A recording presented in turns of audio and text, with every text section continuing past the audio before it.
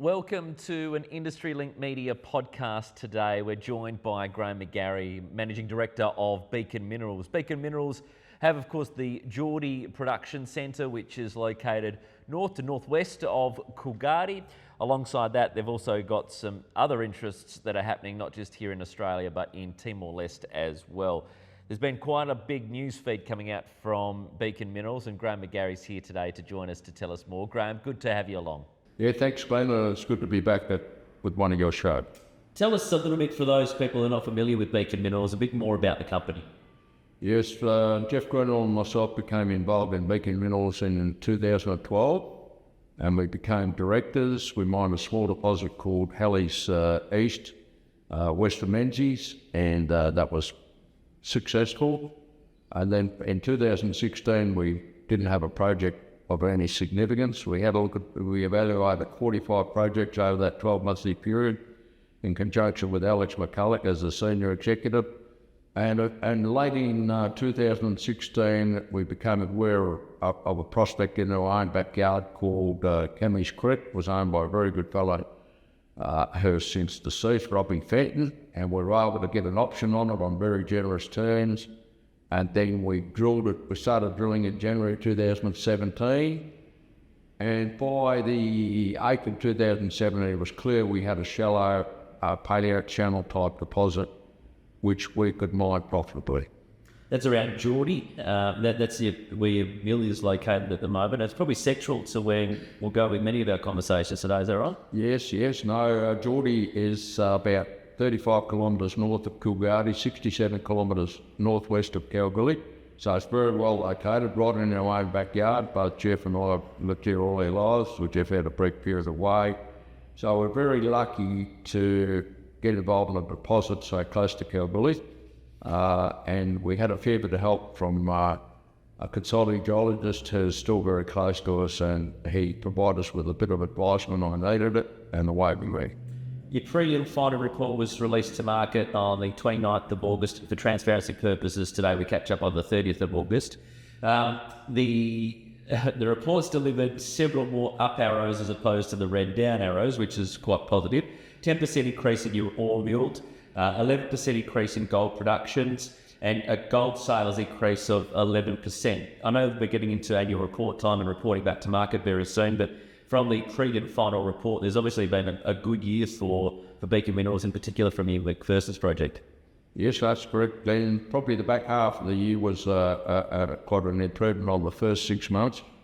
We did suffer in the winter of last year with well above average rainfall that curtailed production, but we were able to pick it up in the remaining three periods of the quarterly periods, and we were able to get our production back up in the back 6 months, or the last 6 months of this financial year we're okay. We've got to do better. Our costs, all-in sustaining costs are still at the higher level, but that's a function of the grade we've been mining at McPhersons and the very tough nature of the deposit. It's a typical Coolgardie deposit. It's tonalite, it's hard, it's abrasive, and it's certainly been a challenge for our mining people and our processing people.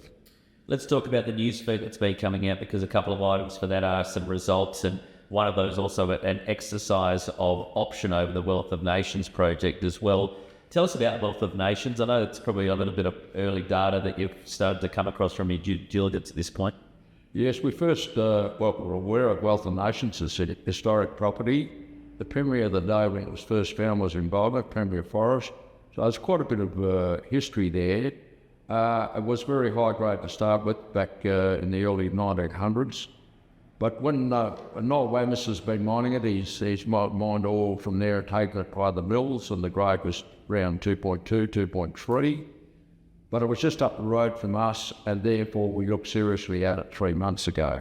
I think it's modest, a small to modest size, and you could say, well, with what you've got at Geordie now, or at Iguana, why are you mining it, or why are you looking at mining it?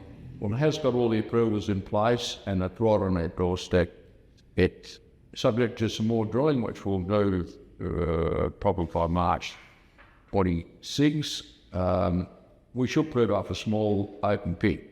We have had a policy of declared policy of looking for an underground mine. I think that this project has a chance of an underground mine. It might be small, but we're optimistic about the open pit and then having an underground operation from it. The exploration to the south looks quite promising, and we will certainly drill along to the south because it's all approved mining leases and has approval for a small open pit. So we're quite optimistic about the financial result in the short term. And much of that drilling that you've done is probably in the space between 40 to 70 odd metres or thereabouts, and it's found mineralisation in those holes. Yeah, that's correct, Glenn. So what we did was just prove up the base case, modest amount of ounces. Now we'll drill deeper below that 60 to 70 metre level and prove it up to 100 metres, and then we'll do a pit design around it, and then we will have to submit for more approvals. We don't think there'll be a real problem there. And then we'll go and do an open pit, and then we'll look at the underground potential. But obviously doing the due diligence on it has revealed to you, in the scheme of things between Iguana and obviously the Geordie plant, that there's some opportunities through there that you'd like to take on board. Yes, no, I mean, Iguana in the drilling and the drilling results we've announced in the last month possibly may have changed our view on the wealth of nations. So Noel Wemyss got a bit lucky in that when we're looking at it, we weren't as advanced with the drilling at Iguana. Iguana, as we'll talk a little bit later, is a very exciting project, and in this game you've got to have a bit of luck.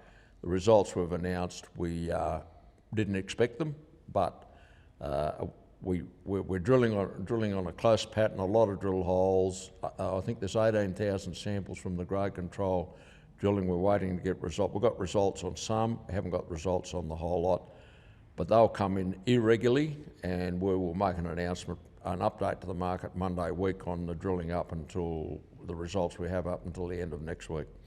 Just let's go over to the Iguana deposit, because as part of this there's been some spectacular results, and I don't think we've heard the word spectacular with Beacon Minerals and some of the results that you found in recent times, but a 10 metre intersection at 69.9 grams per tonne gold, including extraordinary, another big word, 1 metre at 593.0 grams per tonne. What was your brain thinking when these started to lob on your desk? Well, going back in time before this intersection, the first I saw a first couple of assays come through quite high, and when you're doing the number of drill holes we were doing, and in a system that's about 800 metres long, you would expect to get some good drill holes. So I wouldn't say I ignored them. I'd say I took note of them, but didn't give them much credibility. But when it became brought to our attention that there was a bit of continuity up in this northwest corner, I think that we then said, well, this is a little bit different than what we expected. So a bit of a surprise on the upside, so we're quite happy about that. And we can't get a drill rig until the 1st of October. Obviously, we favour local contractors. The local contractor who lives very close to Glenn and I, Gus Lacey and his brother, have successfully won the next drill phase, and they will arrive on the 1st of October and go through a program of about 10,000 metres, and that will demonstrate to us what's up in the northwest corner of the Iguana deposit. So just looking at that drill program, because you've had your largest ever RC drill program on this as well, what does that mean for the business in terms of your exploration aggressiveness? Well, I'm not sure how much we've invested at the moment. We'll announce that in the in the September quarter, but we're obviously drilling it out to go mining. The drill holes were 54 metres in length. That was the maximum length we could use with the rig. Jarrafire had that contract, did a very good job, Boulder people.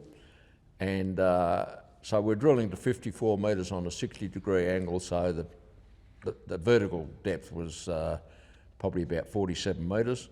And of course, we've got some incredible results. And this result that Glenn talks about, the 10 metres at 69.9, a little bit interesting history in that we have weekly meetings on a Wednesday that the directors are invited to attend. Darren Gaby runs the meeting and senior staff attend, and we have an update. When I left the meeting, I did leave a little bit early and heading back into Kalgoorlie, and I got a text that we'd had an assay of 603 grams. And then I tried to ring the geologist, took a little bit of trouble with the WhatsApp to get through to him, and we're suddenly in we'd never got an assay that high.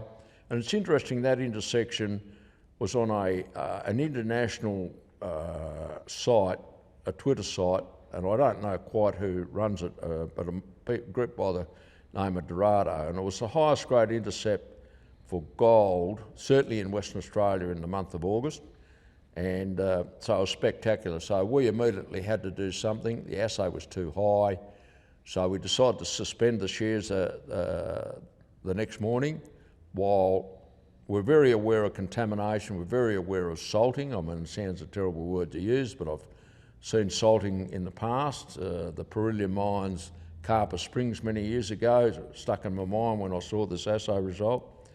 So Jeff Grenell did some basic checks on the samples, and we realised then that it was correct, because the check sample was 603, the initial sample was 593 grams, the check assay was 603, then Jeff did a composite of the balance of the hole, including that hole, and it was very obvious that it was probably almost certainly correct. So we'd established over the Thursday, Friday and Saturday. By Saturday afternoon, we had a confidence that the intersection was in order and that we should announce it to the market first thing Monday morning. So a spectacular intersection, and we'd already announced some good intersections. So we're very, very confident now that we probably have 2 zones there of high-grade ore. There's 2 things that excite me out of that. Obviously your drill results, but 2, the fact that I realise that you know what Twitter and also WhatsApp are as well. So that's one for our younger audience, no doubt, Graham. But further to that, the Iguana deposit. Just talk us through some of the geology that's in this space, because there seems to be a couple of different pieces to this, doesn't there? Yes, I think that what we're starting to think now is that there's 2 sulphide-rich quartz predominant, or the gold's predominantly in quartz, in two lenses, and that's all we could describe it at the moment as lenses. It needs a lot more drilling to establish if they're really what we would call lodes, or I would call a lode. But the financial impact or the significant on our production profile will be very positive for Beacon. Certainly, I think in 2026 and certainly well into 27 because of these 2 high-grade lenses. Just looking at some of the key pillars of your strategy that you've been quite strong on, and that is probably to base yourself as modest gold producers here in the Goldfields, but that seems like it's going to change very soon, Graham, just judging on some of these results. Yes, that's correct, Glenn. I mean, you've got to have aspirations. Some people call it Aspire 400. I guess our aspiration is Aspire 50. So we've had a target of 50,000 ounces as a production aspiration. We've had a target of an underground operation to help us get to 50,000 ounces. I think with what we've uncovered in these 2 lenses at the moment, it may be possible next year to see us get up closer to 50,000 and certainly go past 30,000 ounces. It's pretty exciting from your initial stages at Geordie, isn't it, and from your nameplate? Yeah, well, I mean, the original nameplate was 500,000 tonne per annum and a modest 28,000 ounces a year. We achieved that over a period of time, and apart from the hiccup in the winter of last year, we've did that. But in this last quarter, in the June quarter, we ran at an annualised rate of 1 million tonnes a year. We've stabilised the plant at that. The plant can't do any more than that on the current blend of McPhersons Reward, about 80%, and 20% gecko stockpiles, which have viscosity issues. So, you know, we've got the plant stable, and we will now look at an optimisation of the plant. We do still need a couple little things to fall in place in the next couple of weeks, but the costing for the mill optimisation, we increased the tankage by about 60%, from 3,000 cubic metres to 4,800 cubic metres. We need to do that to get our recoveries up by about 3%, and that will improve the payback, particularly the gold price last night. For those who are not aware, last night, which is unusual on a Friday night, normally the gold price gets a bit weaker as they go into the weekend. These big punters close out their positions. But the gold price in Aussie dollars yesterday was about 52.20. This morning it finished at 52.72, which is quite unusual. I think it was 52.72. That's quite unusual, a $50 Australian price lift on a Friday night. So we're very optimistic about the price, and we've been stockpiling gold that we don't need to pay our bills, as I call it. And I think we announced at the end of June we had 4,500 ounces in the mint. I can't say exactly what that number is now, but we are going to hold gold or increase our gold holding while still retaining a certain amount of money to run the business. Is there any updates that you want to provide on McPhersons or Gecko? I know you just spoke about the viscosity issues at Gecko. McPhersons just seems like it's just turning away for you in the background at the moment while you've got all this exploration going on. Well, subject to the weather conditions, we'll finish mining McPhersons by middle to late December. And it did, the reason we took it on, it had all its permits in place. And a difficult job, we knew that from day one, but it's been okay. We will look at an underground, modest scale underground operation there. We don't like to leave any ore behind, and we see some scope there for a small scale, same as we see at Wealth of Nations. So McPhersons has served a purpose. Gecko itself, we're doing a pit design at the moment to go into Gecko. I will say that the ore that we will mine at Gecko doesn't have the viscosity problems that the previous two operators had, because we're getting into a transition to fresh rock zone. So we don't see any problems with the metallurgy, but we do have a major amount of water there. It's an unusual paleo channel, and it does generate a lot of water, and we're the best ones placed to handle that water, because the water has to be pumped into a hole somewhere. Sure. Now, something that the company has done in recent times has been a consolidation. Let's talk a little bit about that capital consolidation, the ratio of 40:1. Yeah, so I think it was quite a radical consolidation. And as chairman, I did counsel shareholders about a consolidation. We did flag a consolidation and a share buyback back in February 23, which is in the public arena. We probably were a bit slow getting to it, but then we decided to do a radical consolidation, which is 40:1. The last two that have been done that I've followed is, one was done 25:1 and one was 17:1. The 25:1 was Brightstar. The 17:1 was Pantoro. The Pantoro one's been quite successful on the back of improved production. The Brightstar consolidation hasn't been quite so good. So normally consolidations are difficult, but we felt that we had to move out of the range of a penny dreadful where the share price is 2.4 to 2.8. A lot of trading going on there by people buying at 2.4 and selling at 2.5, which was capping the share price. So have you taken on some leadership in that space now as a company and over some corporate governance, I guess? Yeah, no, look, in retrospect, one of our strongest critics of it, he did say to me yesterday it's been successful. It's been successful on the back of very good drilling results. Further to that, the market volatility at the moment, you spoke about the gold price before, but hedging, it's something that you've stepped away from a little bit here, hasn't it? Yeah, no, that's fair, Glenn. We've done hedging 3 times in the past, and twice we've ended up out of the money and once we've ended up in front. I think if you're going to go into major capital expend, and we're not proposing that, you would certainly look at hedging. Moving on from that, we look at probably your processing plant as well. We spoke about some of the operational efficiencies that you've had out of that, the owner-operator model that you've got continuing on at the moment. How's the Geordie processing plant going with that bit of a change in ore structure? Yeah, so how we've got to this rate, which I think's peaked in the June quarter at, I think we milled 250,000 tonne for the June quarter, which is 1 million tonnes per annum. We are crushing finer, and that allows us to get more throughput on the harder ore. I don't think we'll ever strike a job as tough as McPhersons, so I think when we finish crushing and processing McPhersons ore, we will have known how difficult mining and processing can be. But we've had a very good quarter in the March quarter, good production, reasonable recoveries. We've got to lift the recovery from, I think we've got down to 86. We've got to get it back up to 89. We're trying to achieve that, particularly with the gold price where it was this morning.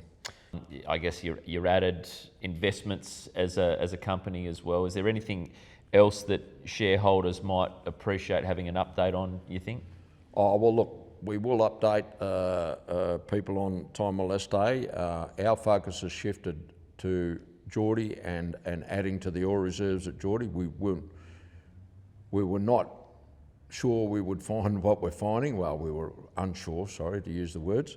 So the discovery at Iguana will have a major impact on Beacon, we think.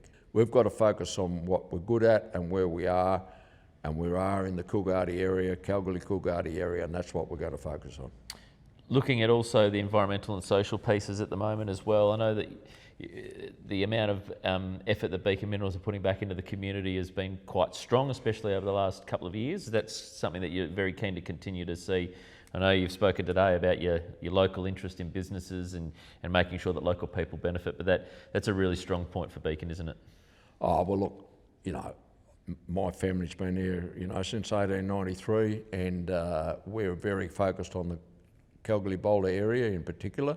We are involved in Coolgardie. We have a good association with the Shire President, and I think they need a fair bit of help and a fair bit of guidance. They chose to ignore some of the opinions that were given to them 2 years ago by private enterprise people. They got themselves into a mess.